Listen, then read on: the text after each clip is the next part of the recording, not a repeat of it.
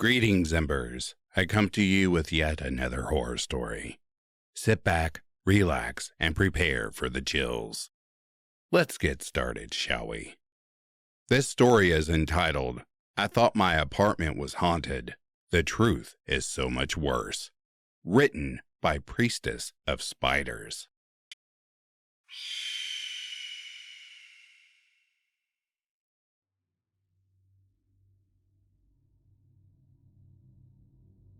In retrospect, it should have been obvious from the start that there was something going on. It was my first time renting an apartment, but even I thought that the landlord was eager for me to move in as soon as possible. The rent was ridiculously low for the area. The apartment itself was in pristine condition, and the whole process from touring the apartment to moving only took about a week. Nothing like that comes without a catch. Apartment 311 was a pleasant place to live at first. It had 2 bedrooms and 1 bathroom. And since I lived alone, that meant I could convert 1 bedroom into my own office space. It came with a handful of paintings already, so it didn't even have the off-putting liminal feeling that some empty apartments have. The only immediate downside I could tell from the start was that there was a slight smell in the living room from time to time. It wasn't anything too noticeable, but you would occasionally get a faint whiff of some sort of musty odor. I was living in apartment 311 for a couple of weeks before I noticed something was wrong. It started out with simple stuff, like various knickknacks being placed on the wrong shelves, snacks and small objects going missing, things like that. Once or twice I found the fridge left open. These things would only happen when I was asleep, and it made me feel like I was going crazy. There was no way anyone would be breaking into my apartment just to steal some useless crap and move around some collectibles. The door was locked whenever I went to bed, and even if someone hypothetically had the key, I always made sure to bolt the door as well. I considered getting some security cameras set up, but I balked at the price when I looked into that possibility. Though the apartment was admittedly cheap, between rent and utilities, I still couldn't afford to set up an entire security system. I tried to put it out of my mind, assuming that maybe I was just sleepwalking, or getting up for a midnight snack and forgetting by the next morning. I'd never been an easy sleeper. I was often prone to night terrors and other disturbances, which had only gotten worse now that I was in an unfamiliar environment. Of all the sleep problems I've experienced, by far the least pleasant is sleep paralysis. It used to happen fairly rarely, maybe once every 2 to 3 months. But after moving into the apartment, it became an almost weekly occurrence. Now, usually my sleep paralysis is fairly mild. I find myself unable to move, eyes open, and I find it difficult to breathe. Sometimes I feel like there is a presence in the room with me.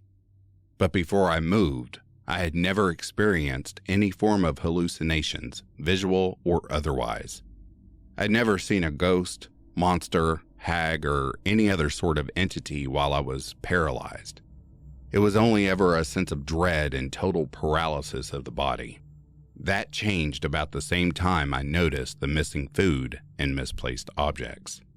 As usual, it felt like I had woken up, but couldn't move a single muscle. It was hard to breathe, and I had this awful feeling like I wasn't alone. I tried to calm myself down, to remind myself that I had been through this before, and it always wound up okay, but something felt different. It was then that I noticed the door to my bedroom slowly opening, inch by inch. I could hear the creak of the hinges as it swung inward. Someone or something was coming into my room. He peeked his head around first, dull eyes reflecting the faint glow of moonlight from my bedroom window. He was bald, with pale, flaky skin. I wanted to scream when I saw his expression, but I was still a prisoner of my own body. The man had a forced rictus grin on his face, chipped yellow teeth clenched tightly together, grinding against one another. I watched in horror as the rest of the man's body slowly passed into the room, tiptoeing as if he were creeping up behind someone in a cartoon. The man was utterly emaciated, almost skeletal in appearance, and covered in sores and pockmarks. He was stark naked and smeared in dirt and filth. I could do nothing but watch as he slowly inched ever closer towards me until I could feel his hot breath upon my face. It smelled like the musty odor I sometimes detected in the living room. Not once did I see his expression change. He didn't even blink as he stared at me, and I could feel hatred radiating off of him like heat from a furnace. He just stood there, looking at me for what felt like hours. Eventually, he turned around and slowly sneaked back out of the room, gently shutting the door behind him. A few minutes later, I started to be able to move again, the paralysis wearing off as my body started to wake up properly. I had to call in sick to my job that day. The experience was such a shock to me that there was no way in hell I'd be able to get any work done. I spent a good hour just checking every room to make sure I was entirely alone. I searched in the closet, underneath the sinks, in my office, anywhere I thought someone could be hiding. When I found nothing, I managed to convince myself it was all a hallucination, that I was safe. Things continued about the same for a while after that. Objects still went missing from time to time. The smell in the living room stayed just as musty as it ever was. And about every week or so, I'd have another sleep paralysis incident. Of course, now every time I did experience sleep paralysis, I'd have to see my unwanted visitor again. I named him Jimmy to try and reduce the terror a little bit. Putting a silly name to a horrifying face helped lessen my fear slightly. As far as sleep paralysis hallucinations went, Jimmy wasn't too bad once I started to get used to him. He never touched me or sat on my chest like some people's nightmares did. He just stood and stared. It was still deeply unpleasant, mind you, but I felt lucky that it was a consistent kind of unpleasantness at least. Then, I found the photograph. I noticed it underneath a pile of papers while I was doing some cleaning up. A picture of two women embracing in front of a waterfall. I didn't recognize either of the women, and I assumed it must have been from the previous tenant. I texted the landlord, Greg, and asked if he still had the old tenant's phone number so I could give her a call. He obliged, and within a few minutes, I was calling her. She picked up after a couple of rings, sounding slightly exasperated. Hello, this is Rebecca. Who is this? Hi. My name is Flora. I'm the current tenant of apartment 311. I think that you may have left a photograph behind when you moved. I was wondering if you'd want to pick it up or I could mail it to you or something. There was a long pause on the other end of the phone. Hello? I asked. You need to get out of that apartment. You're not safe. I honestly didn't have any response but to laugh. Is this some kind of joke? I asked her between chuckles. I heard her sigh with frustration. It's not a joke. I'm serious. Things have been going missing, right? That got my attention. How do you know that? It happened with me too. My girlfriend and I kept noticing things being moved or disappearing while we were asleep. Little things mostly, snacks, trinkets, nothing major. Now I never saw this, but my girlfriend swears one time when she got up in the middle of the night to get a glass of water, she saw a naked man just staring at her. He was covered in sores and looked more like a corpse than a person.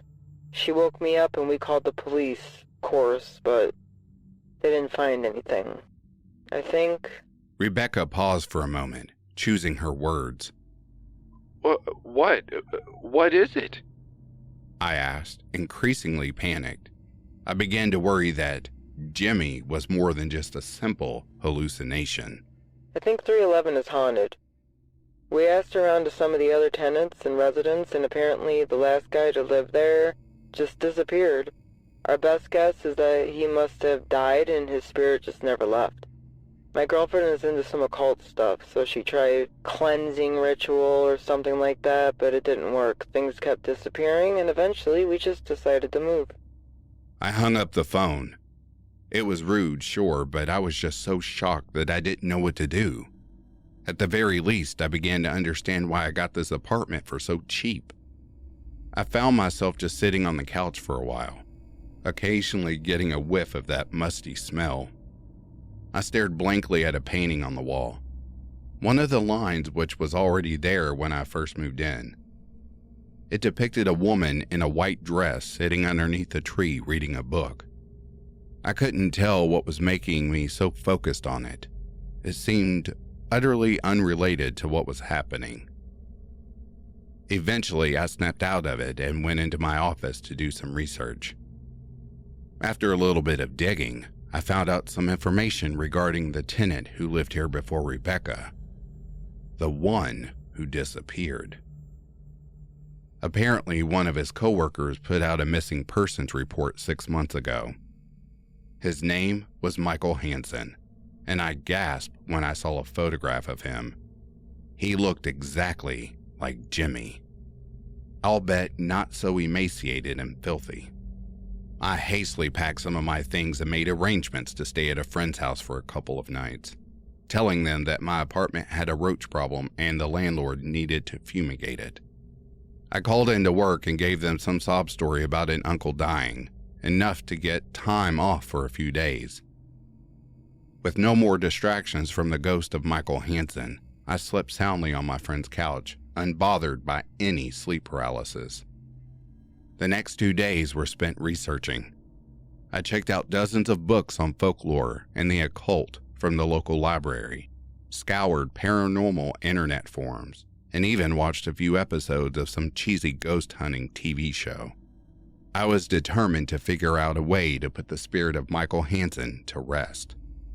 The stories were all vividly different, with countless potential solutions to my problem. Some sources said salt was a surefire way to banish spirits. Others said iron was a good ghost repellent, but most simply said I should give up and move. However, one myth piqued my interest. According to some beliefs, the spirit of the unquiet dead could be tied to objects from their life, binding them to the place where the object resided. If the object which their soul was bound to was destroyed, it freed their spirit and they could move on to the afterlife. I remembered the paintings. I had assumed that they were put there by the landlord, but it was just as possible they were left behind by Michael. I arrived back to the apartment, determined to grab the paintings and burn them, laying Michael Hansen's soul to rest once and for all. I felt like some sort of hero, a badass monster hunter who saved the day with her intuition and a little bit of book smarts. One by one, I pulled the paintings off the walls, putting them in a cardboard box. I made a mental note to buy some lighter fluid on the way to the empty lot where I planned to burn them. I approached the final painting, the one which showed a woman in a white dress beneath a tree. I pulled it off the wall and recoiled as the musty smell increased in intensity. Staring in confusion, I saw a small rectangular hole where the painting used to be, about 4 feet off the ground and 2 feet by 2 feet in length and width. I shuddered in fear, remembering that Michael's body was never found. Perhaps he was murdered, his corpse hidden in the walls by some unknown assailant. I nervously flicked on my flashlight, peered within the hole, and screamed. I ran out of apartment 311 as fast as I could before calling the police, sobbing with terror. I had been prepared to find a body, maybe cut up into little pieces and wrapped in duct tape. I was ready for death and decay and rot. There is something fascinating about ghosts, something somehow romantic about the notion that part of someone could live on even after death. There was nothing romantic about seeing the clenched tooth grimace of Michael Hansen glaring at me with hate as he stood in the small section of hollow wall which he had been living in for the past 6 months.